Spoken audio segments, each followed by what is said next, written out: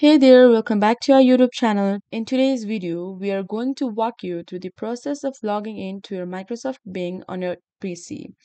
This is useful if you want to personalize your Bing experience and access features like saved searches and more.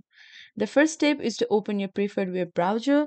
In this tutorial, we'll use Google Chrome. Now that your web browser is open, type bing.com in the address bar.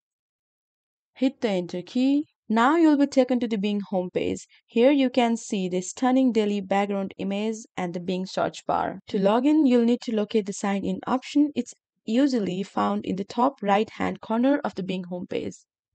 Click on it. If you have an account, you can use your email, phone number, or Skype. If you don't have, click on the create one. And here you have to keep your email. Click on the next button. Fill up your personal details like your first name and the last name. Click on the next button. Select your birth date. Click on the next button. Now, Microsoft Bing sent you a verification code in your mail. So go to your mail and keep the code. Hit the next button. Once you have successfully logged in, you will be redirected back to the Bing homepage. Congratulations, you have successfully logged into your Microsoft Bing on your PC. Now you can enjoy a personalized Bing experience and access additional features.